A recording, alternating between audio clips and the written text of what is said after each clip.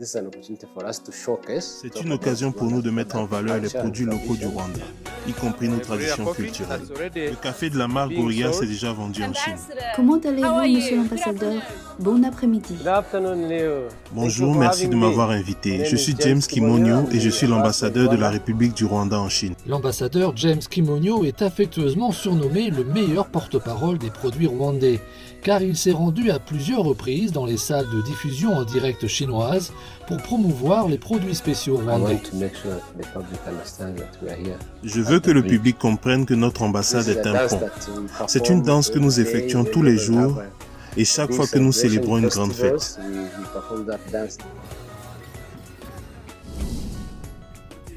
Les pas de danse passionnés semblent transporter les gens dans ce pays enclavé d'Afrique centrale et orientale.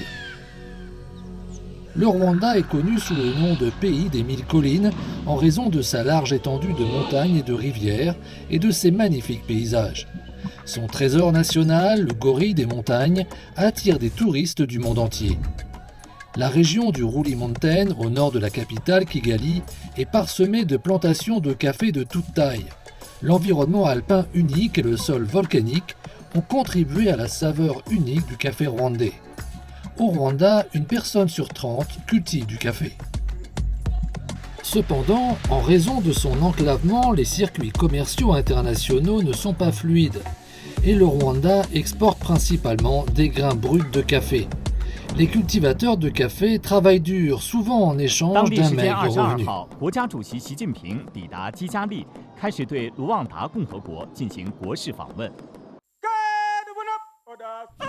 En 2018, lors de la visite du président chinois Xi Jinping au Rwanda, les deux chefs d'État ont assisté ensemble à la signature de plusieurs documents de coopération bilatérale sur la construction de l'initiative La Ceinture et la Route, qui ont également apporté de bonnes nouvelles aux producteurs de café du Rwanda.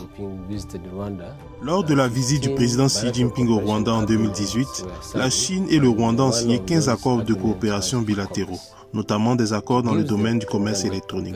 Cela a apporté des opportunités au Rwanda. Cette visite d'État a été un énorme succès. Après la visite du président Xi au Rwanda, 3 mois plus tard seulement, la plateforme mondiale du commerce électronique a été lancée. Tout est allé vraiment vite, c'est vraiment incroyable. À partir de 2018, les grains de café Gorillas Coffee ont été vendus en Chine via des plateformes de commerce électronique. En novembre de la même année, ils ont été dévoilés lors de la première exposition internationale d'importation de Chine et ont gagné de plus en plus de fans chinois. Bénéficiant de la coopération économique numérique de la ceinture et la route, le café rwandais peut entrer directement sur le marché chinois. Après avoir supprimé le maillon intermédiaire de vente, les producteurs de café rwandais peuvent gagner 4 $ de plus qu'auparavant pour chaque kilogramme de grains de café vendu. En tant que producteur de café, je paie l'assurance maladie de ma famille grâce à l'agriculture et je réussis à faire vivre ma famille.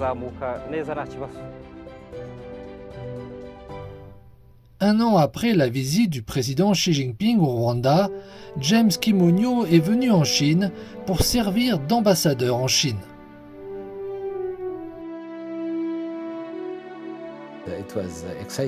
Je suis très heureux de communiquer avec un chef d'État très important. Après mon arrivée en Chine, j'ai vu l'extraordinaire transformation de ce grand pays. Et j'ai voulu savoir comment cette transformation s'était produite.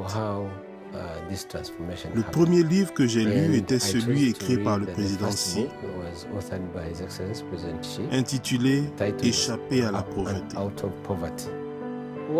Bienvenue au Rwanda pour investir. Kimonyo espère tirer parti de l'expérience de la Chine en matière de réduction de la pauvreté et de développement, et s'est également engagé à promouvoir la coopération et les échanges entre la Chine et le Rwanda. Pendant l'épidémie, il s'est rendu dans la salle de diffusion en direct pour faire connaître les produits agricoles rwandais qui étaient en écoulement difficile. Et il a pu constater en personne le développement en plein essor de l'économie numérique de la Chine. La première fois, c'était à Hangzhou et nous avons tous été surpris de voir à quelle vitesse les produits se vendaient. En quelques secondes, tous les produits ont été vendus. L'économie numérique est importante à l'échelle mondiale. Nous devons utiliser la technologie pour atteindre les marchés d'une manière plus simple que les méthodes traditionnelles, afin que les agriculteurs aient davantage de possibilités de vendre leurs produits. Depuis le lancement de la construction conjointe de l'initiative La Ceinture et la Route il y a 10 ans, la Chine a activement aidé les pays africains, dont le Rwanda, à adopter l'économie numérique et à donner un nouvel élan à la reprise et au développement économique. En novembre 2021, lors de la 8e conférence ministérielle du Forum sur la coopération sino-africaine, le président Xi Jinping a annoncé la bonne nouvelle que le programme d'innovation numérique serait l'un des 9 programmes du Forum.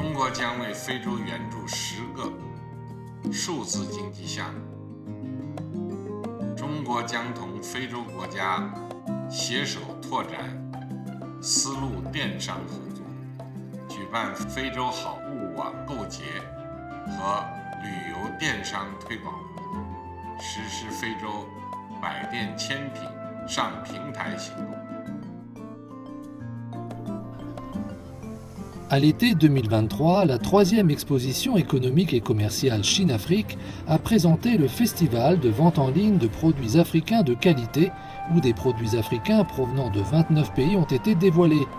La construction de la route de la soie numérique a favorisé la connectivité et est en train de changer l'Afrique.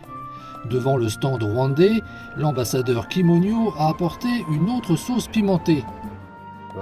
La sauce pimentée du Rwanda a un niveau piquant de 300 000, ce qui signifie qu'il s'agit de l'un des piments les plus forts au monde. Nos piments sont très appréciés par les habitants du Hunan. Le lancement de cette sauce pimentée est lié à un étudiant rwandais. En 2019, après avoir obtenu un doctorat de l'Académie chinoise des sciences, Uwezi Yemana Herman, un jeune Rwandais, est retourné dans son pays pour développer l'agriculture numérique en stimulant l'échelle de la culture du piment par le biais de la production sur commande et en aidant les agriculteurs locaux à augmenter leurs revenus jusqu'à 5 fois. Je suis témoin et bénéficiaire de l'amitié entre les deux pays. L'initiative La Ceinture et la Route nous a apporté davantage d'opportunités, car la Chine et le Rwanda ont une base de coopération mutuellement bénéfique et gagnant-gagnant.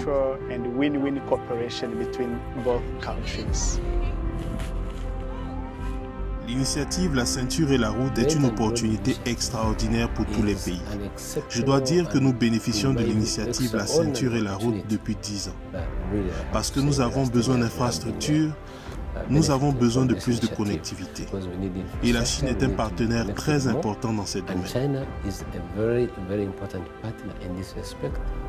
Au Rwanda, 60% des routes sont construites par les entreprises chinoises. Avec l'aide de l'initiative La Ceinture et la Route, ce pays africain enclavé, étroit et densément peuplé, est devenu l'une des économies à la croissance la plus rapide d'Afrique, avec une croissance du PIB de 8,2% en 2022.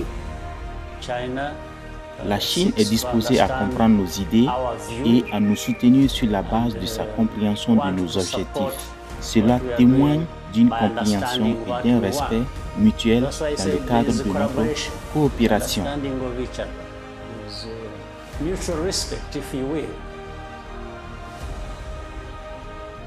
Nous sommes également heureux de constater que ce que le président Xi a promis lors de sa visite au Rwanda, nous l'avons pleinement mis en œuvre. C'est également pour cette raison que je suis particulièrement enthousiaste à l'idée de poursuivre le travail en cours. Il s'agit de préserver et de renforcer l'amitié entre les deux pays. Ensuring and nurturing the friendship between our two countries.